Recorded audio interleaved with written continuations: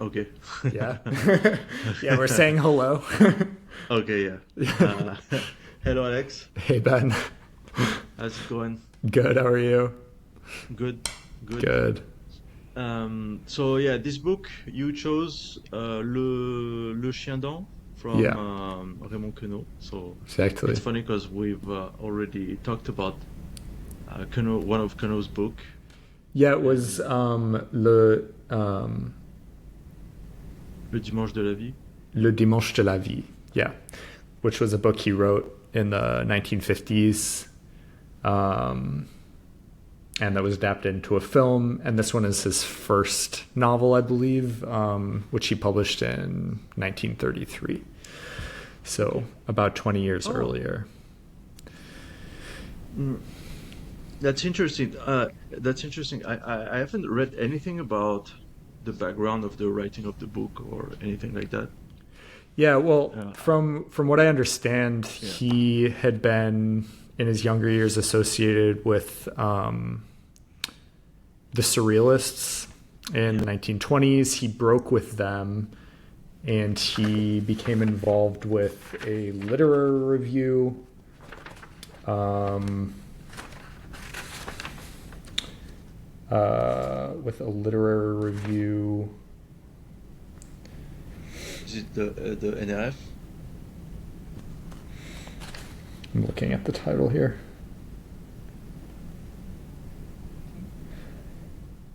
So it was called La Critique Sociale. Okay. So he was a politically engaged author as well, and I think that was probably had something to do with his break from the surrealists, who were kind of art for art's sake. Do you think so? Accent. Because André Breton was really a hardcore communist. It was a Stalinist up until the 50s, I think. Well, I mean, surrealism was fairly short-lived, I think. But yeah, maybe I'm not being accurate there. But yeah, from what I understand, he had some break with the surrealists. He became associated with a more politically oriented review and Okay. started publishing novels, poetry, etc. Um, yeah, but I think the reason I chose this, I think years ago, like at one of those Parisian book stalls along the river, I think I bought this book, and it's been sitting on my shelf ever since. And it's also come up since I've done my dissertation on 17th century comic novels. It's come up a few times in things that I've read as exemplary of kind of the afterlife of some of these early modern comic novels. I mean, there's definitely some Rabelaisian kind of uh, uh, echoes of like Rabelais in the Chien Dent. There's also, I think there's like a really strong connection with Sorel's Francion, which we can talk about a little bit later. But yeah, so there's something that's definitely, uh, anachronistic about it. It was also kind of perceived as like a forerunner of the Nouveau Roman. So this was published in 33, and kind of the heyday of the Nouveau Roman was like the post-war period up until like the mid 60s. Um, and so yeah, this was a book that kind of could be seen as kind of a counter reaction to like literary realism in the same way that the Nouveau Roman was. So it's metatextual. It is complicated in a way that makes you, well, the plot is quite difficult to follow. There's a lot going on, and it's not clear exactly how important any of it is. um, Yeah. and there's We should also also. Yeah. No. You were going to say. I'll add something after if you're not mentioning.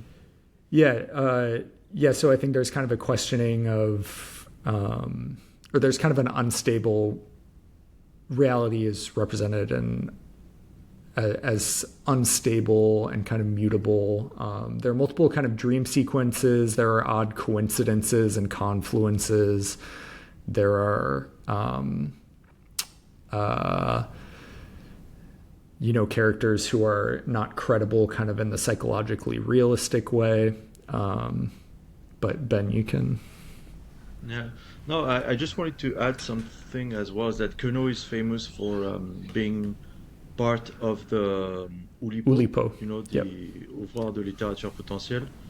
And it's a literature movement that doesn't really get credit enough, because what they do is that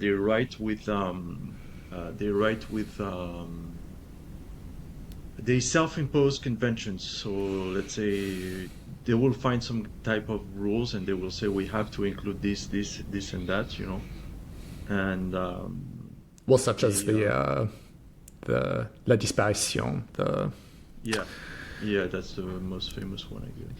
yeah, so a whole novel written without the letter E in French, which Yeah. is quite difficult.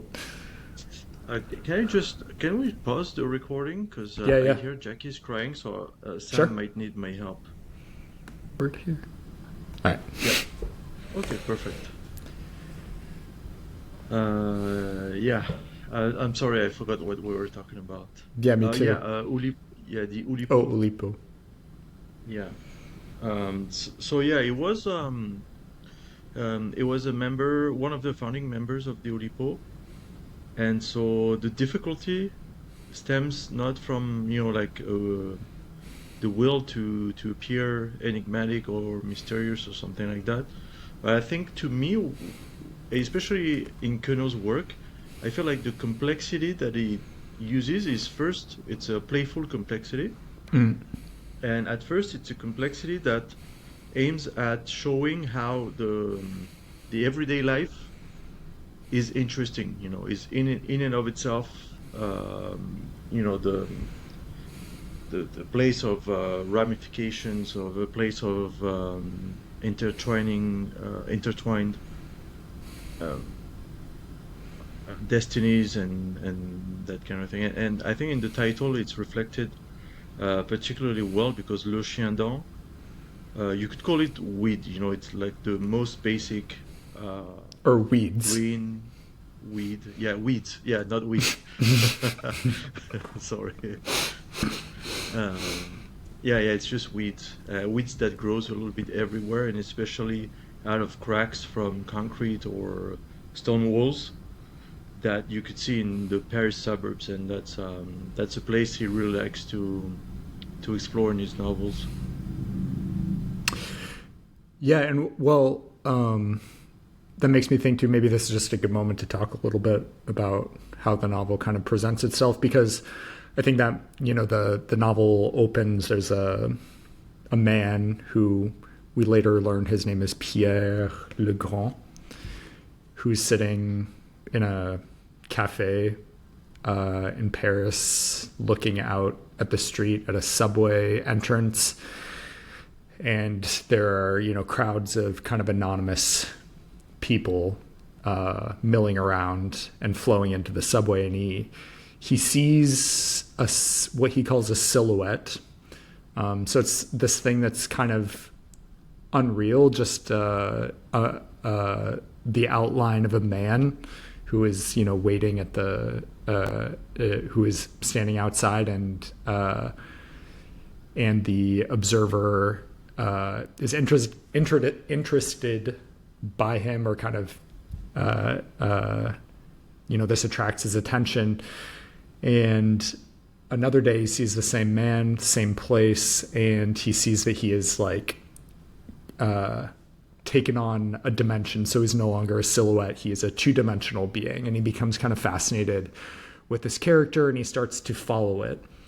And kind of in parallel, it's not all told through the eyes of this observer, but this silhouette, we learn later that his name is Etienne Marcel, and he lives in the banlieue, so these kind of regions around Paris, in this sort of half-finished villa. He lives with a woman who's slightly older than him that he's married to and who has a teenage son from a previous marriage. And then another character kind of comes out of the woodworks, a guy named Narsens, who is attracted to the wife of the silhouette and is sort of like stalking her.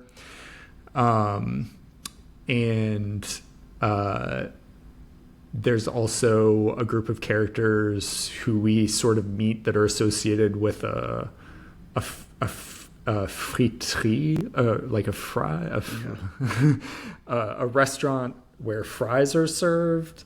That's also in the banlieue. There's another character, a clochard named, so like a kind of a hobo named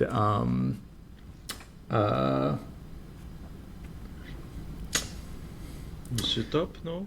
yes. Yeah. Who has a door that either has money behind it or itself has some value. And so there's sort of a conspiracy by several different characters to acquire this door, which turns out to not have any value. Later, a war breaks out. It only has a sentimental value. Yes. to the old man. Later, a war breaks out between les Gauls et les Étrusques. So I assume the Italians, Yeah. And so there's something kind of anachronistic about it. A war breaks out. Many of the characters die. I think Etienne and another character, Saturnin, they end up becoming Maréchal. The Gauls are defeated, and there's kind of like a feast in the house of the Queen of the Étrusques, who is formerly a woman named Madame Cloche, who kind of perversely sat in the cafe where the Observer was first seated, like waiting to see people crushed by buses. And then the narration kind of loops back on itself and kind of returns to this image of like the subway entrance and all these kind of like silhouettes and random individuals milling around, and kind of speculates on the different stories and different kind of fates and narratives that are kind of all these possibilities that come out of that. Yeah, that's congratulations. That's pretty thorough summary of the book. The first 20 pages I was confused, so I went and read a summary because I was like, it was tough to understand the beginning, and then after a while, and then after like 20 pages, once you to make sure to know who's who and what's going on and how it works as well, because there's the book is split into 7 chapters. Yeah, 7 chapters, and they each have 13 subsections. Yeah. Yeah, so there's this subsection, so you can see like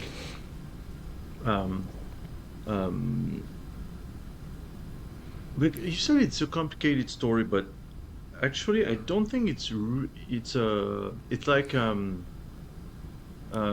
Jean Genet would say, I don't remember the terms exactly, but there's the story and the récit, like the histoire and the récit.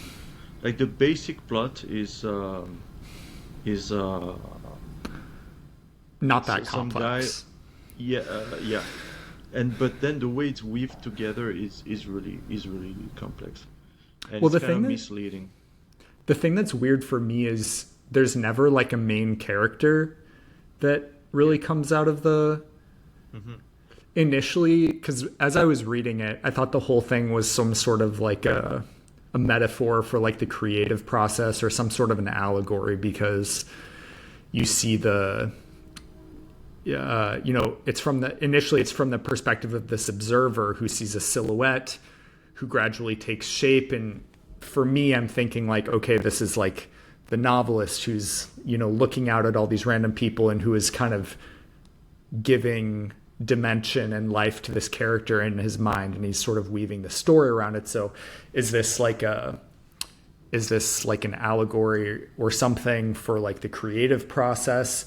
But pretty quickly that becomes it's possible that, you know, that is one explanation, but this character kind of moves into the periphery or just becomes one of this like constellation of different characters. And there's actually an interesting moment, which is, it's kind of reminds me of different like nouveau roman. I know this happens sort of in the Voyeur, but there's a moment in this book where Pierre Le Grand is discussing with Narsens, I believe, in the Friterie. And he explains to Narsens that he's from, you know, he's in the banlieue, but he's visiting the banlieue, but he's actually from Paris, and he's here to observe a man. And the guy's like, oh, so you must be a novelist. And he says, no, I'm a character. Or he says, non, excusez-moi, je vais rentrer à Paris et vous-même habitez ici. Non, Paris, mais je vais passer quelques jours ici. J'observe un homme. Tiens, romancier. Non, personnage. Au revoir, le grand. Adieu, Narsens. And it's kind of unclear when he says tiens, romancier, if he means the man he's watching or the man, you know. But it seems like Raymond Queneau is like complicating that kind of allegory. Like, okay, yeah, he's not like a representative of like the novelist's perspective or something. He's like a character, like within this kind of constellation of characters.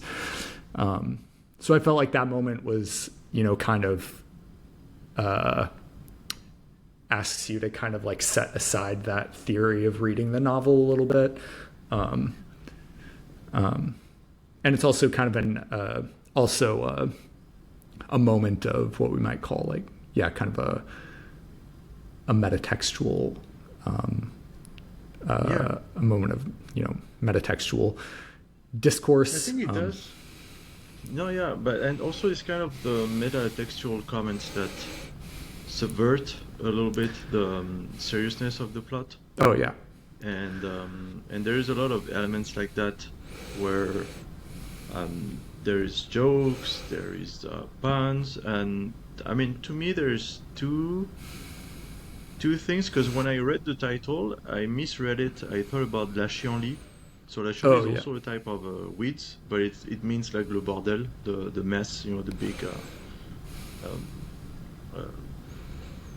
big mess.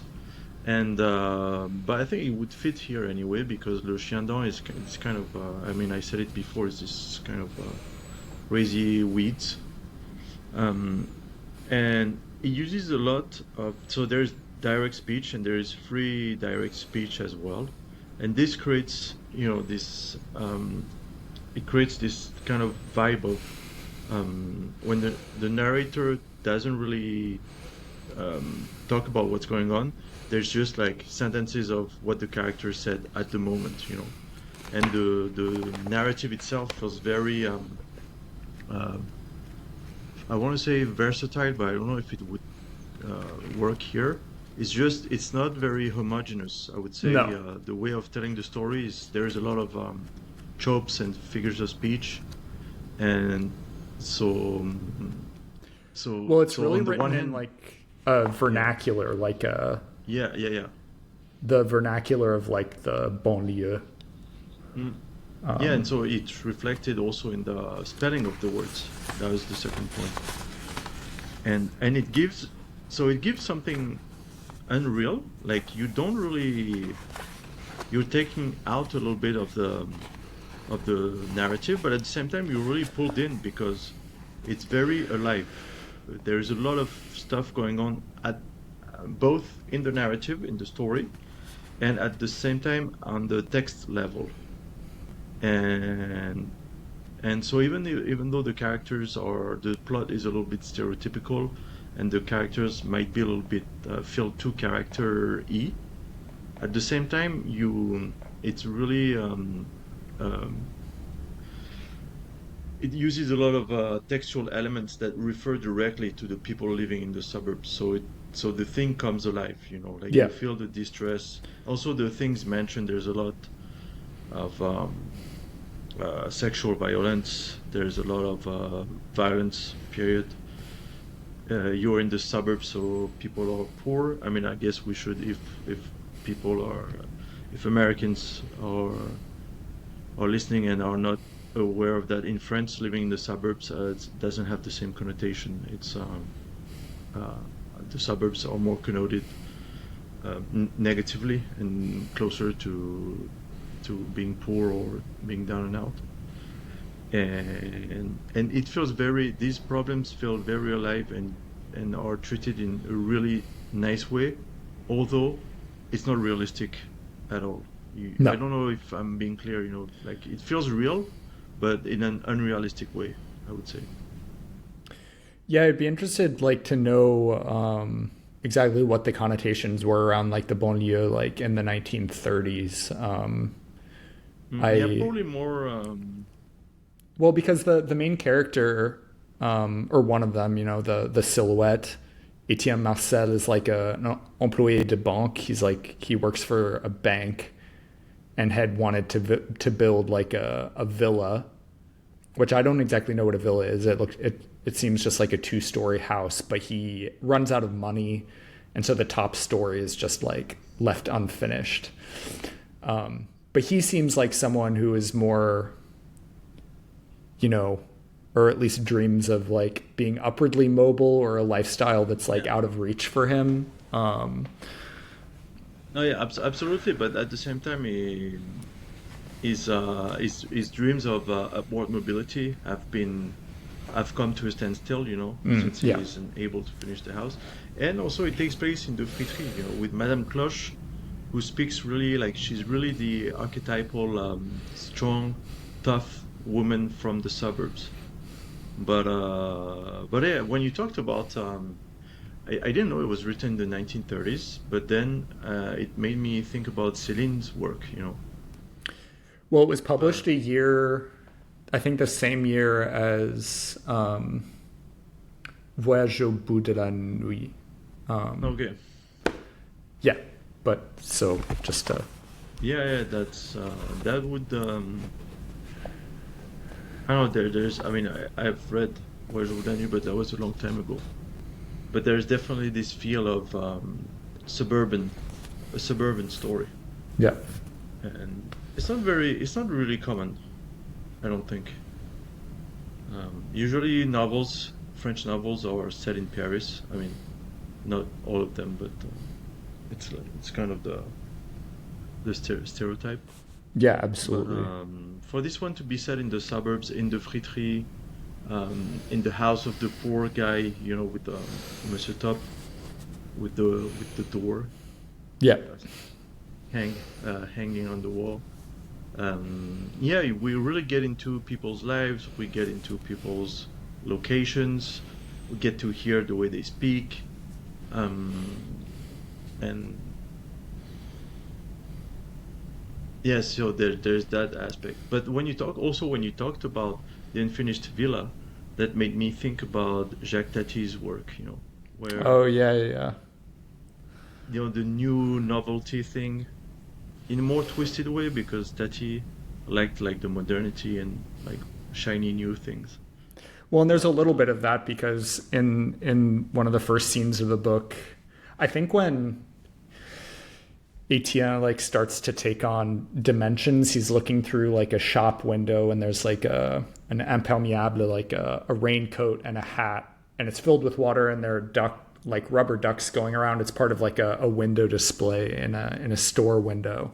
And he's sort of like amazed by this, and he tells his family, and they're like, "Oh, that's been there for years." Like, and he buys like weird. He buys like a potato peeler and some other like appliance that he sees advertised. And so there's this thing where he's sort of taken in by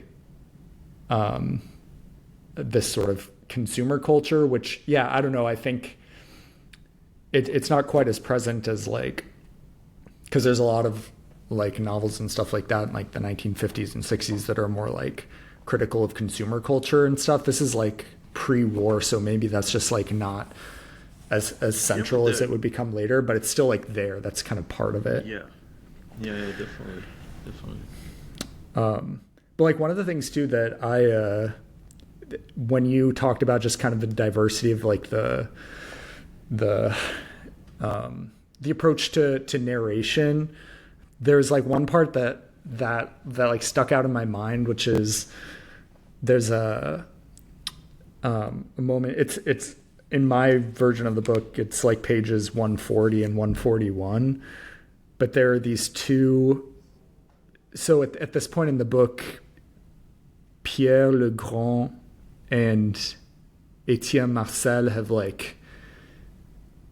met, and they're riding in the car of Pierre Le Grand, and they pull up to the house where Albert, who is the wife of Etienne, is like standing outside.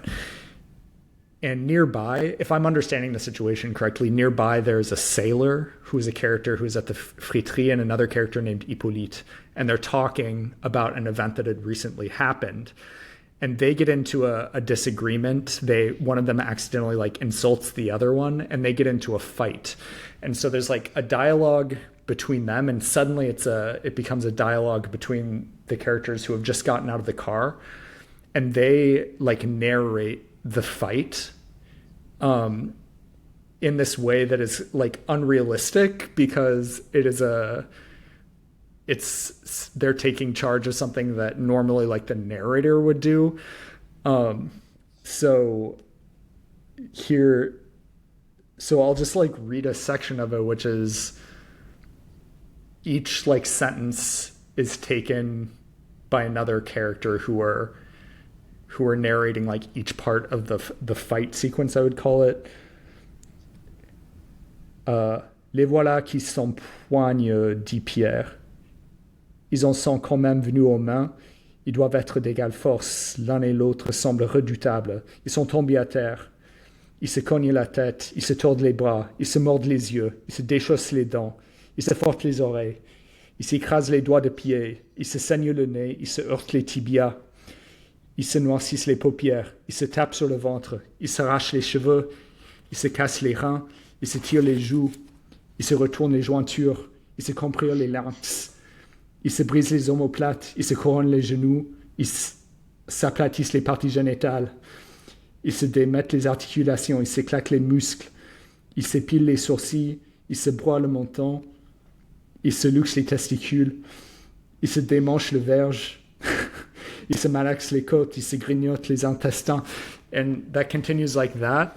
And so they're like narrating this fight, which is, kind of like, unrealistic, like, but there's, I can imagine from the perspective of the author, there's kind of a pleasure in just sort of the diversity of language, or like the different ways of, because there's like almost, something kind of poetic about it, in the sense that kind of the language precedes the action, or the pleasure in the language kind of comes before the importance of the action in a way. Or there's just sort of like this theme of like vocabulary around, beating each other up.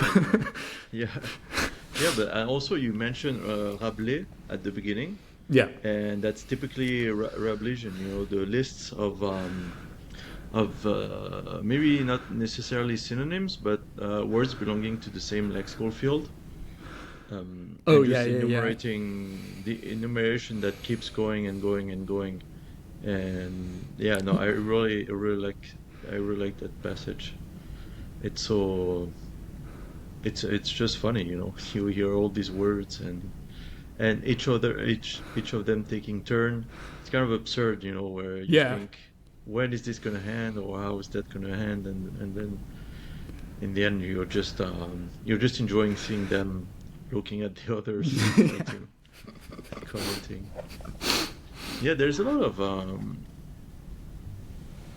of passages. There's a lot of no, the breaks. What? How did you call them? The sections within I the just call them chapters? sections, yeah. Yeah, yeah. There's strong breaks. Like I feel like if we were in a movie, it would be really the editing would be kind of abrupt Yeah. because you go from one dialogue to like a passage in italics, or is it italics or italics? Italics. Italics. Yeah, you have a passage in italics about something else, a character that talks about that go on a tangent. Like I have just a little bit of an example I wanted to use. So I'm going to read the end of a section and the beginning of a new one. So, le flot renouvelé des banlieusards finit par la déraciner et dans ce flot se trouvait Unité, Étienne Marcel se rendant à sa banque pour y gagner son pain à la crampe de son bras. Madame Cloche ne le vit pas. Elle fut emportée par le flot renouvelé des banlieusards et disparut avec lui dans les replis de la ville. Là, il y a une marque. There's a mark of section break. And then it goes on, then it restarts. Il y a des façons de rire comme de pleurer, murmura le Romanichel aux yeux verts. Que voulez-vous savoir de plus? Quelle histoire plus sombre? La mienne ou celle de mes ancêtres? Autrefois, les bûchers flambaient mes ancêtres, flambaient et mes ancêtres avec, ou des amis, car nous avons toujours eu des amis, mais chaque jour leur nombre diminue. Comme nous-mêmes, nous nous effaçons. So here, Romanichel in French means gypsy, I guess. So we have, on the one hand, we have in the last paragraph we have the two characters who ignore each other. They're both living their lives in the crowd, and so that's interesting because there's really this sense of, like you said, there's no main character. There's a lot of individuals, and so here we have the sense that the individuals, especially in Parisian life, live like parallel lives. You know, they sometimes run into each other, but sometimes they just miss each other. And then something interesting, you have the Romanichel, the gypsy guy, who takes up the uh, takes up. I'm forgetting my words. I mean, he is given to speak directly. We don't know if he speaks to an audience or if he speaks to the readers. Probably the readers directly. But the narrator has not completely disappeared. And then he talks about his past, you know, the past of the gypsy people, and how they led difficult lives. So we're always in the reality of the difficulty of living in the margins, you know, like Romanichel, they always live on the outskirts of a city, but the suburb people are the same. But in a really almost not almost, but in really aesthetic way, you know. You see it in the text. It's mentioned in the it's in the narration where you have people missing each other. Usually, the economy of a text or a story works that everything is quote unquote useful. You know, there is no like missing moments. You know, if two characters are supposed to know each other, it will play they will talk to each other in a passage. You know, like in stereotypical story writing. So so yeah, putting those tricks, those stylistic devices, really illustrates that the atomization of society. You know, like they're all individuals, and they're all individuals conspiring on each other. You know, that's what's funny too. Like Monsieur Yeah. Top, like the clochard, like you said, the poor guy, the poorest guy probably, or the one of the most down and outs, is the one that everybody conspires against. Well, they suspect that he's secretly wealthy also. Yeah, no, yeah. That he's like hiding money or that his possessions like are worth millions. Yeah, so there's like suspicions and secrecy and all that between people as well.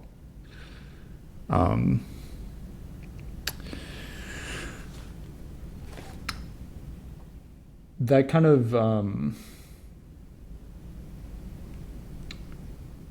makes me think too. I don't know if you noticed, like, because just as you mentioned, like, uh,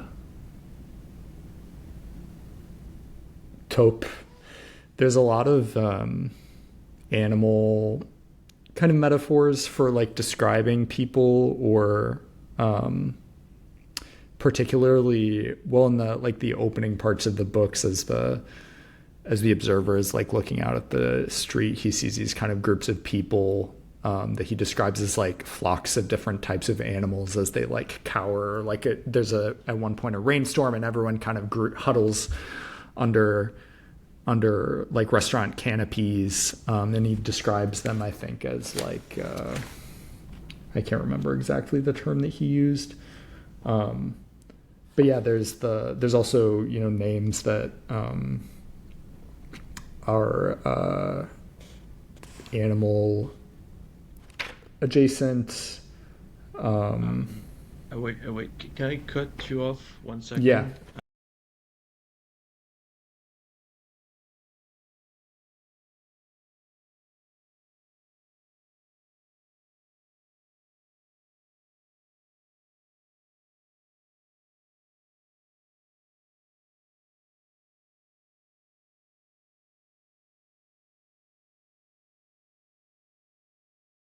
And all this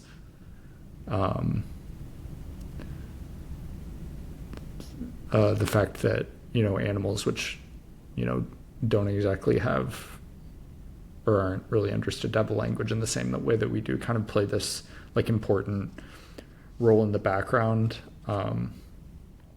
Although there was probably my favorite part of the novel, it's in, I think, chapter 3, but it's around page 70, 71, 72, 73. There's an old, in the town, in the banlieue where Etienne lives, there's an old woman who dies, and so there's like a funeral. And there's a dog. So this whole the whole funeral procession is viewed through the eyes of a dog who used to like this woman who's being buried because she would like give him sugar cubes. But he's like running around the procession and he ends up jumping onto the coffin and is later hanged by his owner, hanged by the neck out as punishment and killed. But yeah, so there's this whole section that's like told through the eyes of the dog. And by the way, the dog is named Jupiter, which there's a character named Saturnin. And so I don't know if there was something there, but I also looked up because Pluto, like the Disney dog, like in Mickey Mouse, I think that character Pluto was introduced like in the early 30s. So it's possible that it's like, you know, Jupiter and Pluto, that Jupiter is sort of like, you know, like a reference. Like a reference or kind of like a parody. Yeah. But there's a section, that, you know, struck me linguistically, but also kind of just like reminded me of Rabelais, of kind of that more like carnivalesque humor, because it's sort of a parody or like a desacralization of like church rituals and rites. But so this is the dog like describing the scene. This is on page 72. Ces messieurs se mettaient en marche. Il leur emboîte la semelle. César suit de près. On arrive à une maison que Jupiter reconnaît bien. C'est celle d'une vieille dame généreuse en sucre. La vieille dame n'est pas là. Il y a bien un monsieur déguisé en veuve. Mais ce n'est pas ça. Le monsieur en jupon se met à chanter, accompagné de deux petits garçons habillés en filles. et que Jupiter reconnaît fort bien comme étant les Galapia qui, dimanche dernier, lui ont attaché une boîte de corned beef à son trognon de queue. Puis on sort une grande caisse dans la rue. Il va renifler ce que c'est. Ça sent la vieille dame. Un coup de pied dans les côtelettes lui apprend à respecter les morts. So he's watching the woman being like removed from her house, and he sees what I assume is the priest, the man who's dressed as a veuve. So it's the guy who's dressed in like a black robe, and then the two like choir boys who are assisting in the ritual. So there's kind of a parodical desacralizing kind of thing going on by situating this whole scene like through the eyes of a dog, which I thought was just like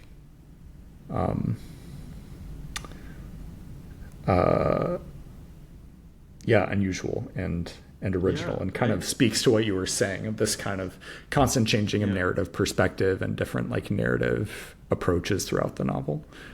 Yeah, and it's really clever, and it's also like the cruelty that those down and out characters are subjected to is really like the dog. I mean, it's really a way to show that society that society is evil. That society is cruel, and that it's because we are witnessing this poor dog expressing love, and people not able to understand him, and just just hitting him and destroying him, and having no respect, no care, no nothing. Like the people around could have interpreted his barking or his way of acting as a sign of love, but it's not even. They don't even consider it. So it's funny, but it's like it triggers a rire jaune, I guess. Yeah. Does that exist in English? Yellow laughter? I don't think so.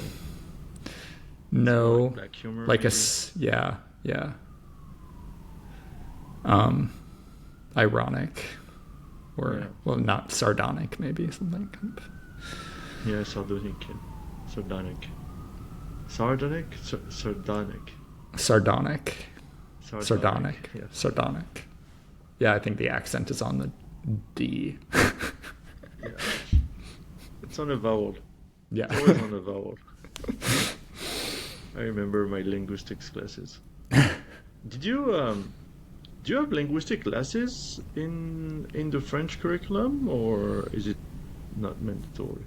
No, I mean we had like a grammar class, but not like linguistics. Yeah. Okay. Wow. So you don't do, even for the accent, you don't have any phonology or something like that? I think they offer it for undergraduates. They don't do it or they haven't done it at the graduate level for a little while. I don't know if other departments do it.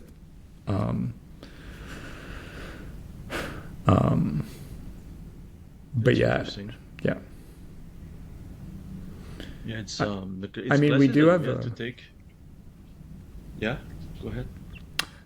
Yeah, I mean, I guess since our department is more like literature focused, because there is a linguistics, department, and there are people that focus more on linguistics, but I think for like the French masters and PhD, that's more like literature focused and not as much on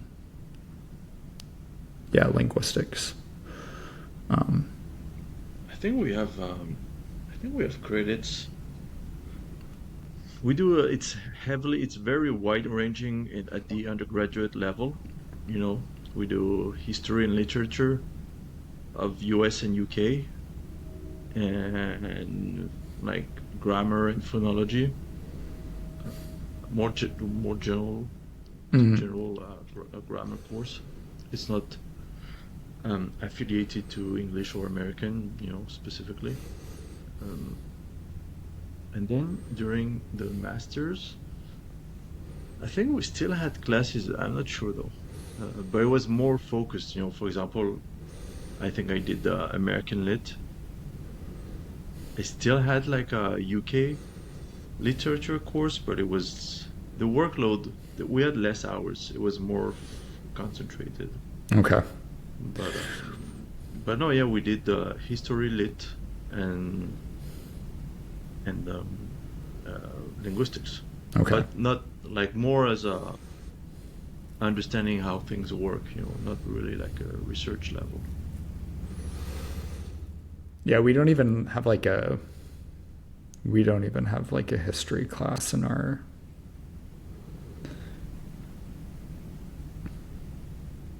Yeah, Oh we yeah, don't even. Yeah. that's that's crazy.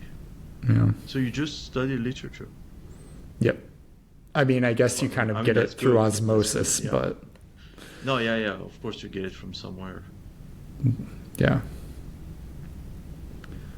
Yeah, I mean, what I really liked about American education is that you guys read a lot. They give us a syllabus with like things that should be read. So it's like a list of 50 books, but required readings, it's probably like maybe like 5 books per semester. Okay. So five in English, five in UK, five in US literature. It's still a lot. And for history, what? Depending, that's still a lot, depending what it is. No, yeah, but for example, like it's usually shorter works. I say five, might be three, I don't know. But I remember I took 19th century British literature. So we studied Dickens, George Eliot, Jane Austen.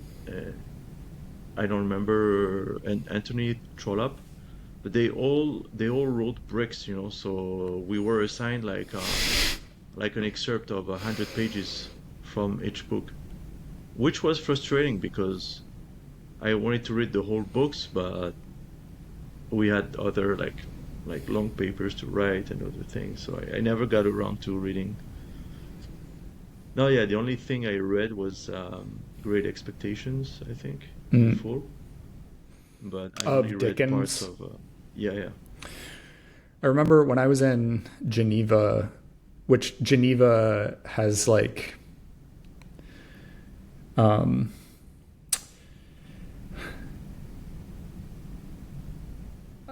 I think there's something even called like the Geneva School of like literary analysis. It's like an approach based on like extremely close reading and even like linguistic type analysis that's sort of folded back into like literary analysis.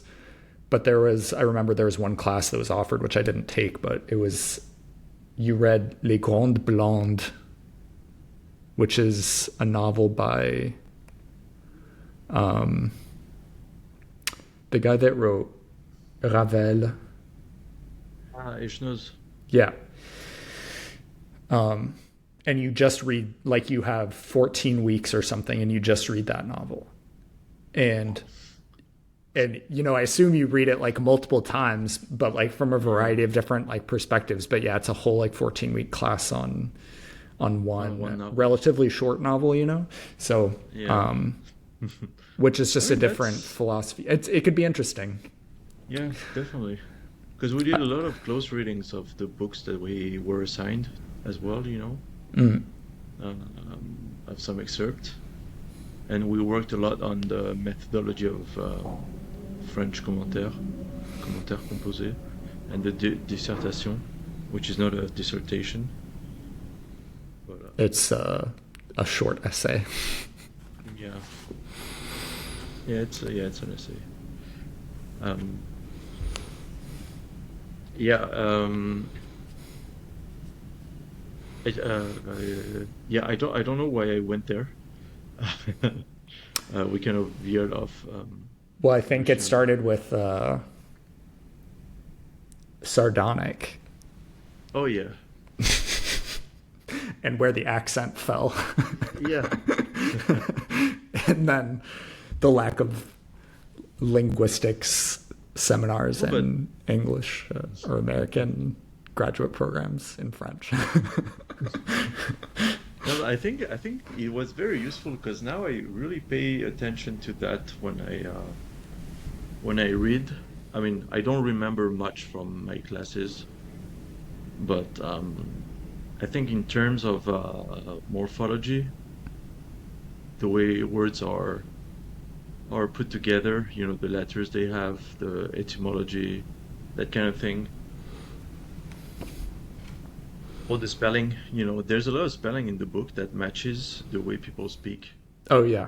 and and I think that's really that really enlivens the narrative, and it's really peppered as well. Like sometimes you have the one paragraph that starts rather like normal or stereotypical French Standard from French, yeah. narrators, yeah, standard.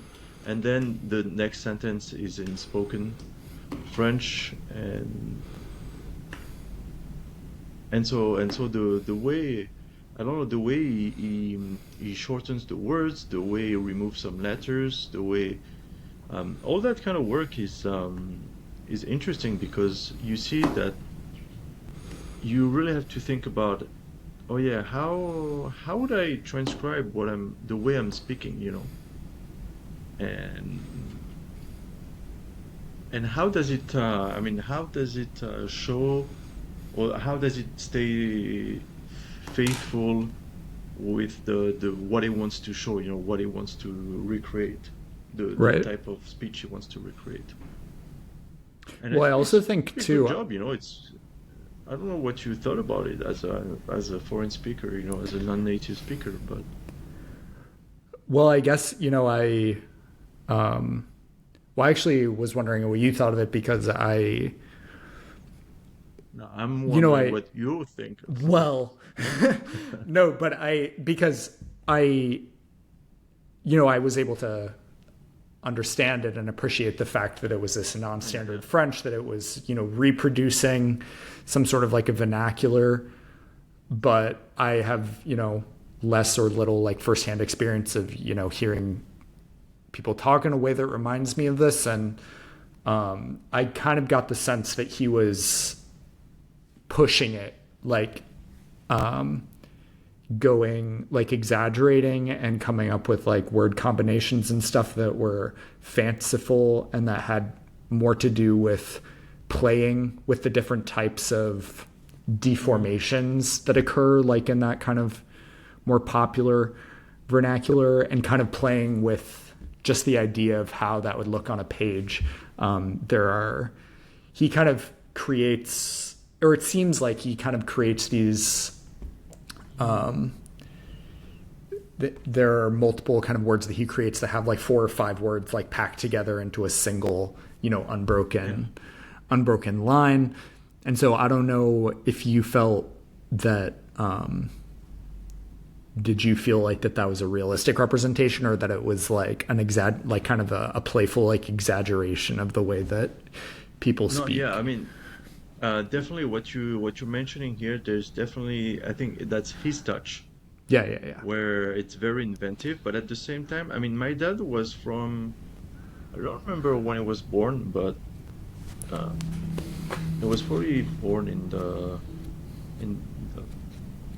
early 60s in the suburbs of Paris, and I remember visiting my family. They were all like working class from the suburbs, and they kind of spoke like that. So it's the type of French that I was sensitive to, and all the more so that, for example, in old movies or in a lot of French media or French culture, like movie culture, there's a lot. This kind of speech is used very often. So when the character spoke, or when there is longer sentences, the way he twisted and modified the words to recreate the speech, I thought was pretty convincing. And and it was made as a some sort of a recreation in the. I mean, I didn't mean to make that pun, but that's in the two sense of the word, as something like we said, playful, but also while recreating is also having fun Yeah. doing doing that, and even to the limits of pushing the boundaries where it just makes up words. I mean, it doesn't really make up words, but it make up the spelling of the words. Yeah. Um, Well, yeah, it feels like an one joining together. accumulation, like a concentration or something, like um, Yeah, yeah, yeah, yeah. that there's really an effort to, well, some almost kind of virtuoso, like kind of playing with all the, like the diversity of language, like a diversity that probably isn't present in any one given conversation, but he really like packs in all these different kind of original Yeah. popular terms, and then puts them in like weird situations, so kind of delocalizes them or something, and like kind of makes it strange because it's in these kind of like improbable circumstances that these conversations are occurring, and like so yeah. Yeah. um I think. Do you have anything else to add? no. I mean, I do have something to add. Yeah, go ahead. It's just because I think we're nearing the end. Yep. I'm gonna have to check, see if Jackie's gone to bed. Um, no, what I yeah. No, so we said that the novel is messy. It's told in an unrealistic way. It's messy. It's like there's a lot of um, like devices used. It's really it goes in every direction. Mm. But what did you think about the end? The ending. So basically, there's a long stretch towards the end of the narrative. There's a new character that appears. It's a dwarf, and he takes up a lot of the narration. And then there is a war that starts, and then the war reaches I mean, A the war conclusion of ends, sorts. and then it goes back to the beginning. What do you? I thought that stretch was kind of was a little too long. No, I didn't think. I thought it could have stopped earlier. I don't know. Yeah, no, I kind of agree with that. It seemed a little redundant, but I mean, I think that's kind of the play element too. That he's less concerned maybe with, you know, the Yeah, the normal yeah, structure. like telling a story in a normal way, and more with like the playing with narrative and things. Well, what it really reminded me of the end, because yeah, there's this like final scene where we find that Madame Cloche has become a queen of the, Etrusque, and we have Saturnin and Marcel and Etienne, and they have this sort of like food orgy, but that is how, so like Francion, which is so it has seven books. It ends with an orgy where like all the main characters like Ah, okay.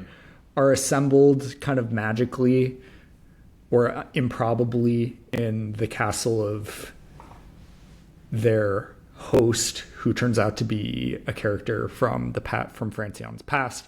And so there's this sort of like revelation of the identity of like the host, and like these retrouvailles like amongst different characters.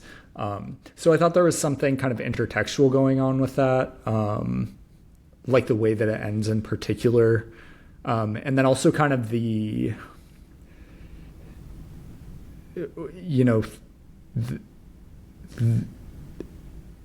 the novel kind of starts in medias res, and I don't know if you can end a novel in medias res, but it kind of does this kind of like open-ended Yeah.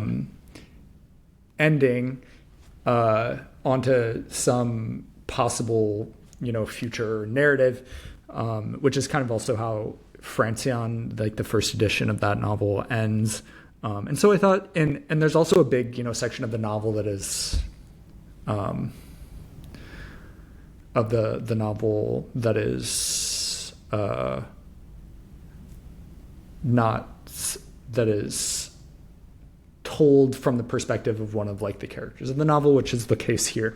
And so I thought there was, maybe some kind of structural kind of inspiration from that novel, there's a lot of possibilities, but that's what it reminded me of. And so I kind of found that intriguing. I'm not going to put like a value judgment on it, but yeah, I did feel it kind of dragged a little bit at the end. But yeah, it also kind of just reinforced that idea for me that there's really like an affinity with, not just with like the new novel, like what would come after it, but something kind of much older. I mean, the Rabelaisian thing, but also more like later 17th century stuff that was kind of reacting, like these novels, or this novel is kind of reacting in a way to like the 19th century realist novel. Those novels were reacting to like the chivalric novel. So they both kind of appear at these times where literature is kind of getting shaken up, and there's like a parodical element. And so, yeah, there's these kind of same structures that appear. So I thought that was interesting, but yeah. There's, I think the war has some really nice passages that I enjoyed a lot. It's just, to me, it's more like a realization where sometimes, like difficult or obscure works, I never know what to think. When you approach like a difficult work, you read and then you'll feel like, so is that normal or is that not normal? Because your reaction to it, you mean? Normal. Yeah. And so I was able like to feel out that this part was a little bit almost like an add-on, Yeah. to the story, or something that stuck out, rather than the rest of the book, as messy as it was, it seemed coherent. You know what I mean? Well, now that because you've read this too, but I don't know if you remember in the page disgraciée, it also ends with the main character like goes to war. So there's like a long kind of a picaresque kind of narrative at the beginning, and then the last part of it, it's like the wars of religion, like the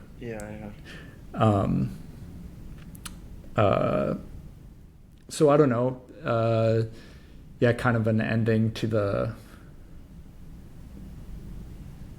playful kind of simplicity of the earlier parts of the novel, I guess. But anyway, well, if you need to, I don't know if you have any ideas for next time, or if you. I do. Okay. I've started reading it. What is that? It's Mrs. Dalloway. Okay. By Virginia Woolf. I think it's going to be great. Okay, we'll do that one then. I think it's going to be great. Yeah. No, it was great reading Queneau.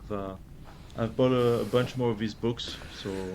Yeah, I want to dig into it too. Okay. Yeah. We can do another one. Yeah. I feel like he's one of the most underrated French writers. Yeah, I think. Yeah, definitely. And I think he's hard to translate too. So I don't think he's had like. Oh yeah. I can't even imagine. I mean, at some point you have to betray the work, I guess. Yeah. Okay. All right. Well, that was great. Sounds good. Well, why don't we? We can talk later about when. Oh yeah. We can just unrecord. Yeah. Okay. Bye. Bye.